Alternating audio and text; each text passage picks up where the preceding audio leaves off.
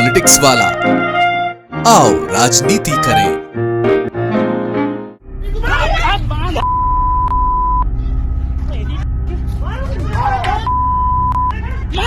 कितनी गोली मार रहा है? कौन है ये शालिग्राम गर्ग जिसने लोगों का जीना दुश्वार करके रख दिया है, और किसके दम पर इतना उछल रहा है, जो बार बार पिस्टल लेकर गांव के लोगों को दबाने, धमकाने और जमीन छीनने के काम करता है? कौन देता है इसको सय और अय्यासी करने के लिए पैसा? चलो मैं बताता हूं ये कौन है शालिग्राम गर्ग। परम पूज्य श्री श्री बागेश्वर धाम सरकार धीरेन्द्र कृष्ण शास्त्री का अपना सगा भाई है शालिग्राम गर्ग। पर ये तो हद हो गई। दूसरों की पर्ची निकालने वाले बाबा बस अपने भाई की ही पर्ची नहीं निकाल पा रहे हैं, देश दुनिया के लोगों की पर्ची काट रहे, भूत प्रेत भगाने और लोगों के मन की बात जान लेने का दावा करते हैं। पलक झपकते ही दूसरों की जिंदगी का भूत, भविष्य और वर्तमान एक कोरे कागज पर लिख देते हैं। तो अपने ही सगे भाई की सनक और अपराध की पर्ची लिखना नहीं आता? धिक्कार है आपकी दिव्यता पर।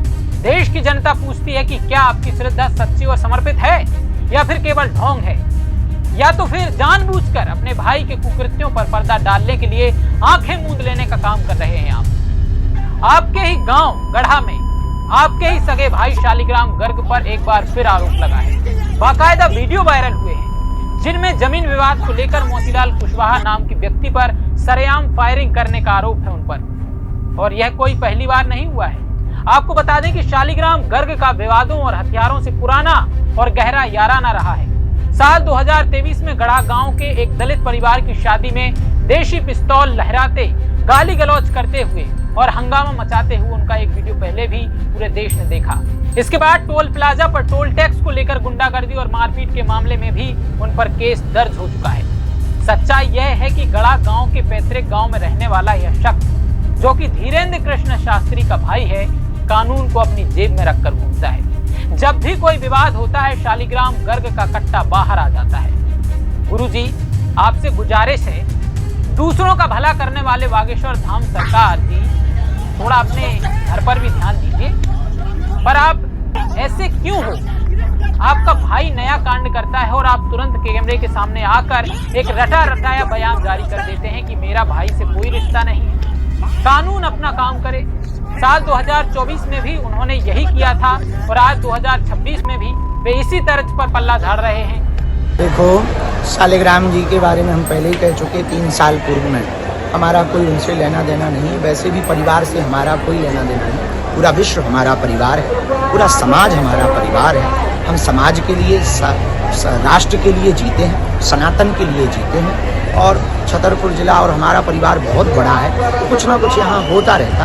कानून दंड दें, उन पर कानूनी कार्रवाई हो और उन पर जो उचित से उचित दंड हो सकता, कठोर से कठोर जो करे उसको भगवान दंड दे और कानून दंड दे, यही हमारा कहना है। और एक बात और हम कहें, हर बात में हमको जोड़ा ना जाए, ये हम विशेष प्रार्थना करेंगे। हमको हर बात में जोड़ा ना जाए, क्योंकि बहुत बड़ा परिवार है, गांव छतरपुर जिला सब बड़ा है, तो लोग सब जुड़े हैं, तो कुछ ना कुछ रोज होता ही रहता है।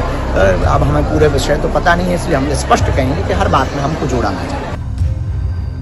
लेकिन बाबा जी, सिर्फ पल्ला झाड़ लेने से क्या एक अपराधी भाई के प्रति आपकी नैतिक जिम्मेदारी खत्म हो जाती है? आप मन से खड़े होकर सनातन धर्म, मर्यादा और संस्कारों की बड़ी बड़ी बातें करते हैं। आप दूसरों के बिगड़े बच्चों को सुधारने का दावा करते हैं, तो फिर अपने ही घर में पल रहे इस अपराधी को सही राह पर लाने की हिम्मत आप क्यों नहीं जुटा पाते? अगर आपके पास वाकई कोई दिव्य शक्ति है, तो अपने भाई की बुद्धि ठीक करने के लिए आपने कौन सा उपाय किया? दूसरों के घरों में खुशहाली का दावा करने वाले बाबा, थोड़ा भला अपने घर का भी कर लीजिए। अपने भाई के सिर पर सवार इस सनक और गुंडागर्दी के भूत को कब भगाएंगे आप? उसे पुलिस से छिपाने या सिर्फ बयानबाजी करके दूरी बनाने के बजाय एक सच्चे धर्मगुरु की तरह खुद उसे कानून के हवाले कीजिए, तब माने। और जब तक आप अपने सगे भाई को सजा दिलाने की वकालत नहीं करेंगे, तब तक दुनिया आपके दावों को केवल एक राजनीतिक और व्यवसायिक तमाशा ही समझेगी।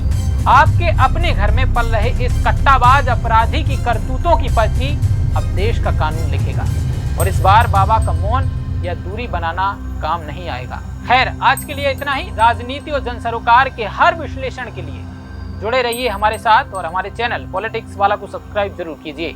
नमस्कार।